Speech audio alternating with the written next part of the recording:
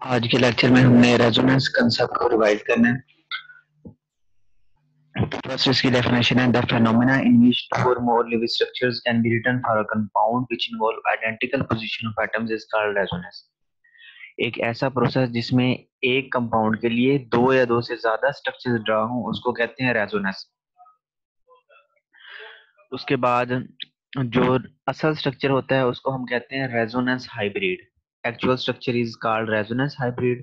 और जो उसके रेजोनेंस स्ट्रक्चर होते हैं उनको कहते हैं रेजोनेंस कंट्रीब्यूटिंग स्ट्रक्चर्स या कैनोनिकल फॉर्म्स, और उनके दरमियान में डबल हेडेड एरो को प्लेस किया जाता है।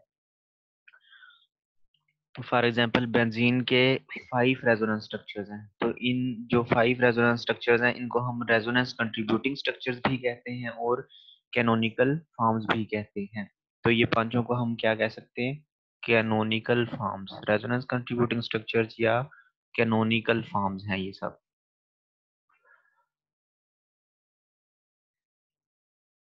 उसके अलावा जो बेंजीन का असल वाला स्ट्रक्चर है उसको हम कहते हैं रेजोनेंस हाइब्रिड। ये बेंजीन का रेजोनेंस हाइब्रिड है और ये नीचे वाले 5 कैनोनिकल फॉर्म्स या रेजोनेंस कंट्रीब्यूटिंग स्ट्रक्चर्स हैं।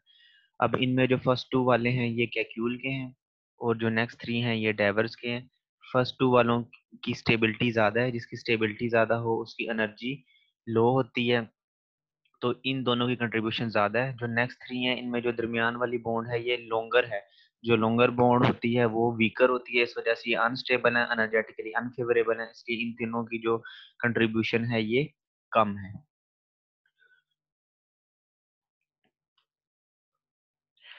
फिर the difference in energy between resonance hybrid and the contributing structures of lowest energy is called resonance या डीलोकलाइजेशन एनर्जी। जो डिफरेंस ऑफ एनर्जी होता है एक्चुअल स्ट्रक्चर में और उसके रेजोनेंस में, जो सबसे लोएस्ट एनर्जी वाला होता है, उन दोनों में जो डिफरेंस होता है उसको कहते हैं रेजोनेंस एनर्जी या डीलोकलाइजेशन एनर्जी कहते हैं। अब रूल्स ऑफ रेजोनेंस, ये रूल्स ऑर्गेनिक केमिस्ट्री में एंड तक यूज होते हैं, तो ये समझना काफी इंपॉर्टेंट है। Resonance structures are not actual structures for the molecule. जो रेजोनेंस स्ट्रक्चर हैं ये असल स्ट्रक्चर नहीं होते, ये नॉन एग्जिस्टेंट हैं, फर्जी हैं और सिर्फ कागज पे एग्जिस्ट करते हैं। फिर इनकी जरूरत क्या है? ये मफीद इस वजह से हैं, ये मॉलिक्यूल्स, रेडिकल्स और आयंस को एक्सप्लेन करते हैं जिनको एक स्ट्रक्चर के साथ एक्सप्लेन नहीं किया जा सकता। जैसे अब CH4 है, इसका एक ही स्ट्रक्चर है, उसके और रेजोनेंस स्ट्रक्चर नहीं बनते, वो तो एक ही लीवर स्ट्रक्चर से एक्सप्लेन हो जाता है। जिनमें बॉन्ड्स की डिलोकलाइजेशन होती है ना, यानी डबल बॉन्ड्स घूमती रहती हैं, उनको फिर एक स्ट्रक्चर एक्सप्लेन नहीं कर सकता, उनके लिए फिर रेजोनेंस स्ट्रक्चर ड्रा किए जाते हैं। Number 2, all the contributing structures must be bonafide living structures. तमाम जो स्ट्रक्चर्स हैं वो लिविंग स्ट्रक्चर्स होने चाहिए। किस तरह? कितनी बॉन्ड्स बनानी चाहिए इसमें? हाइड्रोजन हमेशा 1 बॉन्ड बनाएगा क्योंकि हाइड्रोजन के ऊपर कोई भी लोन पेयर नहीं है। हेलोजन नॉर्मली 1 बनाता है मगर लोन पेयर इस्तेमाल करके मैक्सिमम 2 बना सकता है। ऑक्सीजन नॉर्मली 2 बनाता है मगर लोन पेयर इस्तेमाल करके मैक्सिमम 3 बना सकता है। कार्बन के ऊपर कोई लोन पेयर नहीं है तो इसकी फिक्स्ड 4 है। नाइट्रोजन 5वें ग्रुप में है, ये 5 को ऐड करने के लिए 3 बॉन्ड बनाता है नॉर्मली, मगर लोन पेयर इस्तेमाल करके 4 बॉन्ड भी बना सकता है। उसके बाद oxygen atom bears a negative charge when it has 1 covalent bond. Oxygen normally 2 bonds बनाता है ना, जब ये 1 बॉन्ड बनाएगा तो इसके ऊपर माइनस चार्ज आएगा, यानी 1 बॉन्ड की गुंजाइश मौजूद रहेगी। जब ऑक्सीजन न्यूट्रल होगा, इससे मुराद इसने 2 बॉन्ड्स बनाई हैं, और जब ऑक्सीजन 3 बॉन्ड्स बनाएगा तब इसके ऊपर प्लस चार्ज आ जाएगा। कैसे? जैसे ये है वाटर, वाटर में ऑक्सीजन 2 बॉन्ड्स बनाता है तो ये न्यूट्रल होता है, 2 बॉन्ड्स बना के इसके ऊपर 2 लोन पेयर हर टाइम मौजूद रहते हैं, ठीक है, तो ये न्यूट्रल है वाटर में। ऑक्सीजन जब ये 3 बॉन्ड बना लेगा तो इसके ऊपर आ जाता है प्लस, और जब ये 1 बॉन्ड बनाएगा तो इसके ऊपर आ जाएगा माइनस। ये बात याद रखनी, ठीक है। यानी जिनके पास लोन पेयर मौजूद होता है वो 1 बॉन्ड इजाफी बना सकते हैं लोन पेयर इस्तेमाल करके, तो ये बॉन्ड आपने याद रखनी है। अब इन स्ट्रक्चर में देखते हैं ट्रू वाले कौन से हैं, फॉल्स कौन से हैं। अब रेजोनेंस स्ट्रक्चर्स में ना सिर्फ हमने डबल बॉन्ड्स को मूव करना होता है। फर्स्ट स्ट्रक्चर में डबल बॉन्ड ऊपर की तरफ है, सेकंड में राइट की तरफ चली गई, और जब ऑक्सीजन ने 1 बॉन्ड बनाया हुआ है सेकंड स्ट्रक्चर में ऊपर वाले ऑक्सीजन है तो इसके ऊपर माइनस आ जाता है, और फर्स्ट स्ट्रक्चर में राइट वाले ऑक्सीजन ने 1 बॉन्ड बनाया है इसके ऊपर माइनस आ जाता है, ठीक है। अब थर्ड स्ट्रक्चर क्यों फॉल्स है? क्योंकि इसमें कार्बन ने 5 बॉन्ड्स बना लिए हैं, इस वजह से ये स्ट्रक्चर क्या हो जाएगा? फॉल्स हो जाएगा।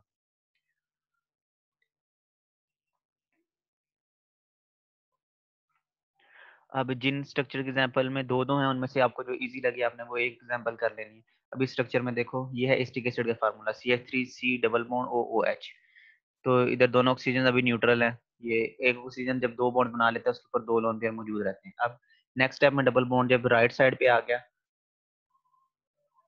तो ऊपर वाले ऑक्सीजन की एक बॉन्ड है, इसके ऊपर माइनस, और राइट वाले ऑक्सीजन की 3 बॉन्ड है, इसके ऊपर प्लस आ गया, ठीक है। उसके बाद जो थर्ड स्ट्रक्चर है, इसमें ये फॉल्स क्यों है, क्योंकि हाइड्रोजन ने 2 बॉन्ड बना लिए। हाइड्रोजन हमेशा एक बॉन्ड बनाता है, इसलिए ये स्ट्रक्चर क्या हो जाएगा, फॉल्स हो जाएगा। इसी तरह आप थर्ड वाला नाइट्रो वाला कंपाउंड देखो, फर्स्ट वाले में डबल बॉन्ड ऊपर है, जिसने सिंगल बॉन्ड बनाया वो ऑक्सीजन माइनस आ गया, और उधर नाइट्रोजन के ऊपर प्लस क्यों है, क्योंकि नाइट्रोजन नॉर्मली 3 बनाता है, मगर नॉन पेयर इस्तेमाल करके 4 बनाई हुई है, इस वजह से प्लस आ गया। नेक्स्ट में भी नाइट्रोजन प्लस है, 4 बॉन्ड बनी हुई है, इधर डबल बॉन्ड ऊपर शिफ्ट हो गया, और इधर नाइट्रोजन की 5 बॉन्ड है, इस वजह से ये स्ट्रक्चर क्या हो जाएगा, फॉल्स हो जाएगा, क्योंकि हमने वो सेकंड पॉइंट में पढ़े हैं कि कौन कितनी मैक्सिमम बॉन्ड बना सकता है। In writing the resonance structures, we are only allowed to move electrons. Resonance structure में ना एटम्स हमेशा सेम रहेंगे तमाम में, सिर्फ हम डबल बॉन्ड्स या इलेक्ट्रॉन्स को मूव करवाते हैं। तो इसमें देखो CH3 CH CH CH2, फिर CH3 CH double bond CH CH2, यानी फार्मूला सेम रहेगा, सिर्फ डबल बॉन्ड को रोटेट करवाना है, ठीक है। इधर प्लस से क्या मुराद है कि इस कार्बन का एक इलेक्ट्रॉन रिमूव हुआ हुआ है। तो कार्बन नॉर्मली 4 बनाता है, जब एक इलेक्ट्रॉन रिमूव हुआ हुआ है तो कितनी बनी हुई है, 1 2 3 बॉन्ड्स बनी हुई है, ठीक है। उसके बाद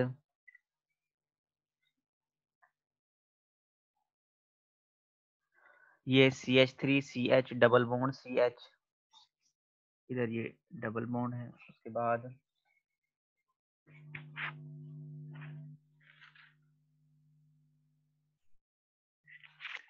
ये जो मैंने ब्लू की है, ये क्या है, डबल बॉन्ड्स हैं इधर। अब सेकंड स्ट्रक्चर में देखो, हम सिर्फ डबल बॉन्ड्स को मूव करवा सकते हैं, यानी पाई इलेक्ट्रॉन्स को मूव करवा सकते हैं, बाकी फार्मूला हमने सेम रखना होता है। अब थर्ड वाला स्ट्रक्चर क्यों क्रॉस हुआ, क्योंकि फर्स्ट में भी स्टार्ट में CH3 है, सेकंड में भी CH3, इधर CH2 हो गया, जिसकी वजह से ये स्ट्रक्चर क्या हो जाएगा, फॉल्स, क्योंकि हम एटम्स को मूव नहीं करवा सकते, सिर्फ हम डबल बॉन्ड्स को मूव करवा सकते हैं।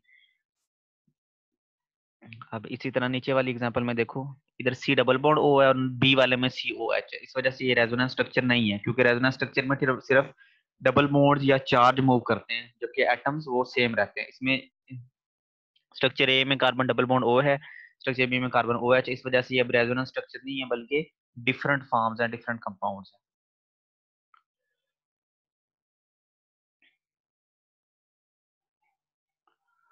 All canonical forms must have same number of unpaired electrons. जो जितने भी canonical forms हैं उनके पास same number of unpaired electrons होने चाहिए। अब एग्जांपल याद रखनी है, 1,3 ब्यूटाडाइन। अब ये 1,3 ब्यूटाडाइन कैसे है, कार्बन नंबर 1 2 3 4, 1 और 3 पोजीशन पे डबल बॉन्ड है, और 4 है तो ब्यूटेन, डाई से मुराद 2, ईन से मुराद डबल बॉन्ड, 1,3 ब्यूटा डाई ईन। अब ये फर्स्ट हो गया हमारे पास। इसकी दूसरी कैनोनिकल फॉर्म में राइट साइड पे प्लस आ गया और लेफ्ट पे माइनस, और जो लास्ट फॉर्म है ना, इसमें 2 अनपेड इलेक्ट्रॉन्स आ गए, एक कार्बन नंबर 1 पे, एक 4 पे। स्टार्ट में कितने थे, स्टार्ट में अनपेड इलेक्ट्रॉन इसमें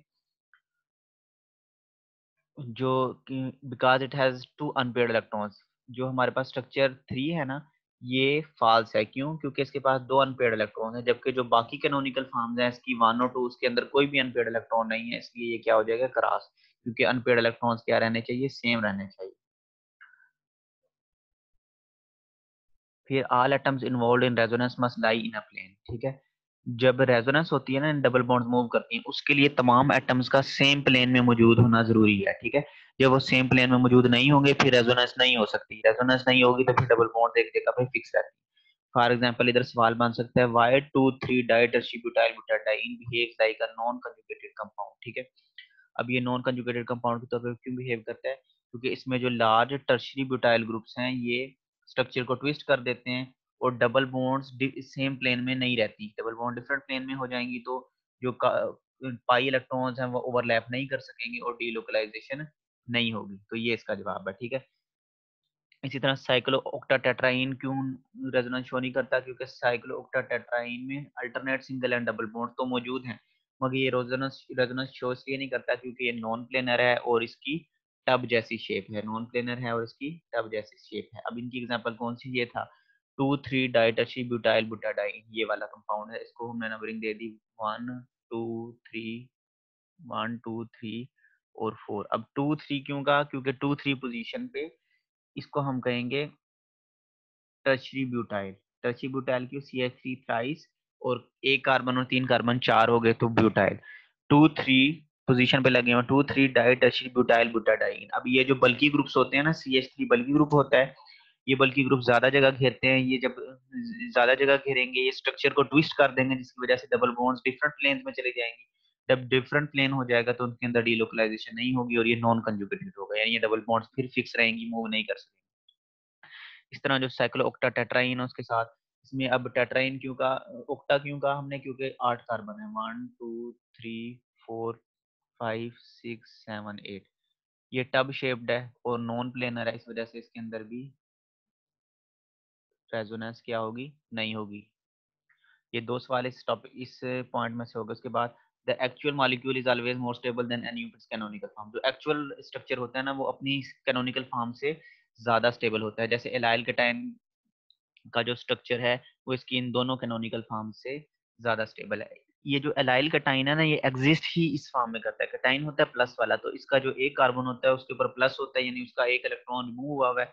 तो वैसे कार्बन 4 बॉन्ड बनाता है, जब आखिरी शेल में से एक इलेक्ट्रॉन रिमूव हुआ हो तो कितनी बना सकता है, 3। तो इधर 3 बॉन्ड बने।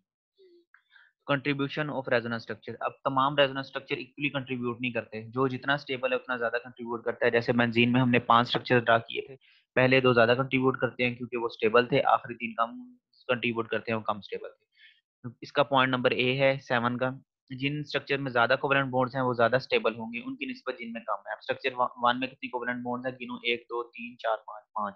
इसमें 5 कोवेलेंट बॉन्ड्स हैं, स्ट्रक्चर 2 में 4, इसमें भी 4। तो सबसे स्टेबल कौन सा हो जाएगा, स्ट्रक्चर 1, इसमें कोवेलेंट बॉन्ड्स क्या है, ज्यादा है। ये भी अब 1,3 ब्यूटाडाइन है, ये अक्सर पॉइंट्स में एग्जांपल के तौर पे यूज होता है।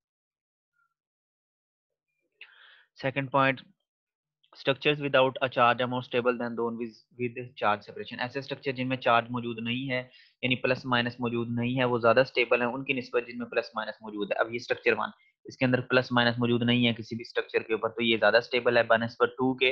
इसमें कार्बन के ऊपर माइनस मौजूद है और आगे सीएल के ऊपर प्लस है। सीएल के ऊपर प्लस क्यों है, सीएल नॉर्मली एक बॉन्ड बनाता है, तब इसके ऊपर 3 लोन पेयर होते हैं। इधर इसने एक लोन बेस इस्तेमाल करके 2 बॉन्ड्स बना दिए, तो इसके ऊपर 2 लोन पेयर हैं, और जब जरूरत से ज्यादा बॉन्ड बना दे लोन पेयर इस्तेमाल करके उसके ऊपर प्लस आ गया, ठीक है। और इधर कार्बन स्ट्रक्चर 2 में कार्बन के ऊपर माइनस क्यों है, कार्बन नॉर्मली 4 बॉन्ड्स बनाता है, इधर 3 बनाई है, यानी एक माइनस इसके ऊपर रहेगा, एक बॉन्ड की गुंजाइश मौजूद है और साथ एक नॉन पेयर भी आ रहा है। तो इन दोनों में से जो आपको इजी एग्जांपल लगी है वो कर सकते हो। नीचे वाले में भी यही हिसाब है, नीचे वाले में कोई चार्ज नहीं है तो इसकी मेजर से मुराद ज्यादा कंट्रीब्यूशन है, और सेकंड वाले में ऑक्सीजन के ऊपर प्लस आ गया, CH2 के ऊपर माइनस आ गया, इसकी सिग्निफिकेंट कंट्रीब्यूशन यानी उससे कम कंट्रीब्यूशन।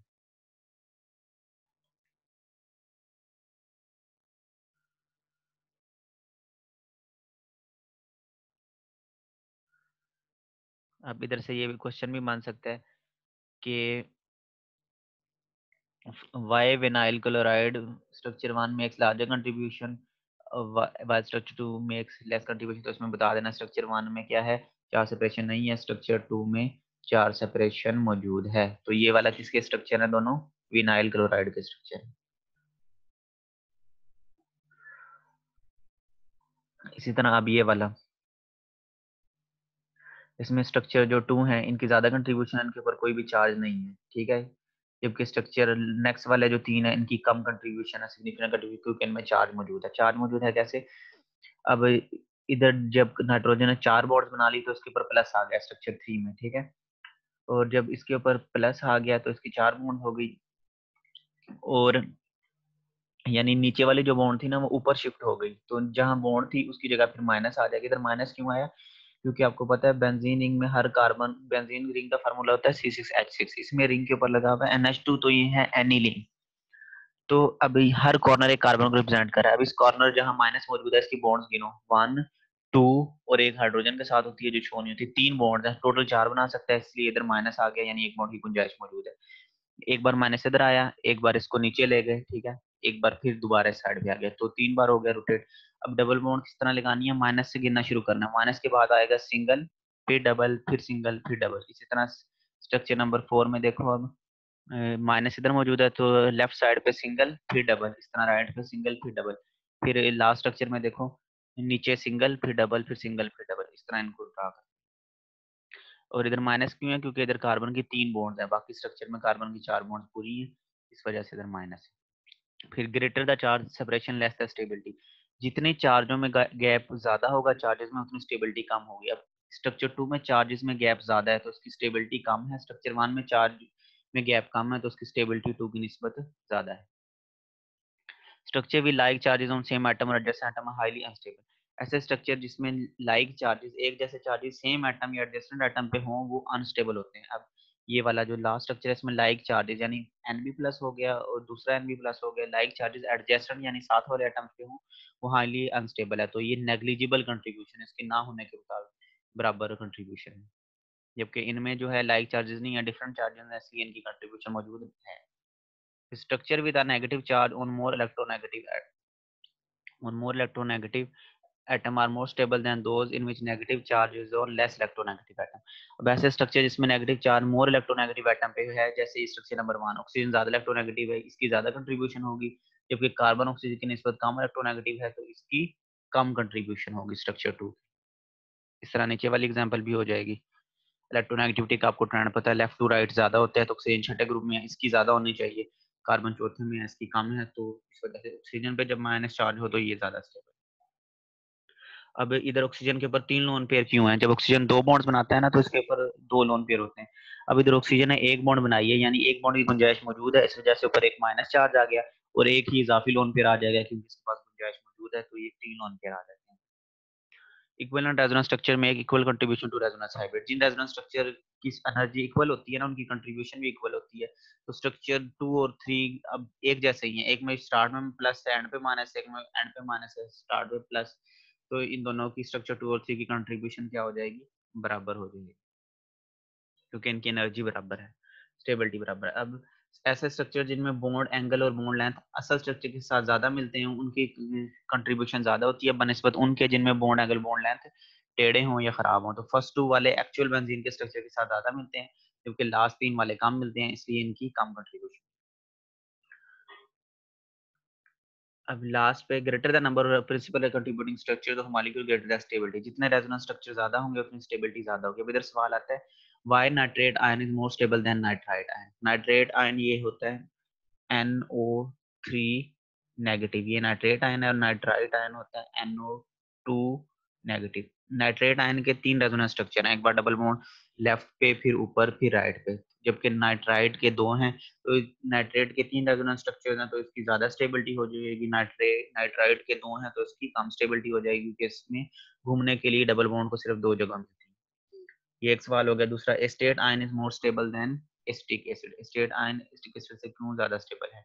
एसिटिक एसिड का फार्मूला होता है CH3COOH, जबकि एस्टेट आयन यानी जब ये हाइड्रोजन लूज कर देगा वो एस्टेट आयन बन जाता है CH3COO नेगेटिव। ठीक है, तो ये एसिटिक एसिड का फार्मूला जब डबल बॉन्ड इस तरफ गई तो ऑक्सीजन के ऊपर प्लस आ जाएगा और ऊपर वाले ऑक्सीजन के ऊपर माइनस आ जाएगा। क्यों हुआ? क्योंकि इधर ऑक्सीजन ने 3 बॉन्ड बना ली प्लस, इधर ऑक्सीजन ने 1 बॉन्ड बनाई है तो माइनस। जबकि नीचे जो एस्टेट आयन है इसमें डबल बॉन्ड पहले ऊपर थी फिर डबल बॉन्ड नीचे आई तो अकेला माइनस मौजूद है, इधर भी उधर भी चार्ज सेपरेशन मौजूद नहीं है। चार्ज सेपरेशन से मुराद होता है प्लस और माइनस मौजूद हो डिफरेंट एटम्स पे। ठीक है, जब एक ही चार्ज मौजूद हो तो उसको हम चार्ज सेपरेशन नहीं कहते। अब दोनों के रेजोनेंस स्ट्रक्चर्स बराबर, अब हम कैसे फैसला करेंगे? जो एसिटिक एसिड है उसमें चार्ज सेपरेशन मौजूद है, ये चार्ज सेपरेशन मौजूद है। जब चार्ज सेपरेशन मौजूद हो वो स्ट्रक्चर कम स्टेबल होता है, उसकी कंट्रीब्यूशन कम होती है। जबकि एस्टेट आयन में दोनों में चार्ज सेपरेशन मौजूद नहीं है यानी प्लस माइनस मौजूद नहीं है, अकेला माइनस तो मौजूद है मगर चार्ज सेपरेशन का मतलब होता है प्लस माइनस दोनों, वो मौजूद नहीं है, जिसकी वजह से इसके दोनों एस्टेट आयन के दोनों स्ट्रक्चर कंट्रीब्यूट करते हैं, जबकि जो ऊपर वाला है उसका एक स्ट्रक्चर अनस्टेबल है वो कम कंट्रीब्यूट करता है। इस वजह से एस्टेट आयन ज्यादा स्टेबल है बनिस्बत एसिटिक एसिड्स के। इसलिए एसिटिक एसिड को जब पानी में डालते हैं तो वो एसिटिक एसिड वाली फॉर्म से एस्टेट आयन वाली फॉर्म में चला जाता है यानी CH3COOH प्लस H2O। तो ये इस फॉर्म पानी में जाकर किस में चला जाता है? CH3COO नेगेटिव, यानी हर चीज स्टेबिलिटी की तरफ जाती है ना तो ये CH3CO नेगेटिव वाली फॉर्म में चला जाता है, इसीलिए ये एसिड कहलाता है।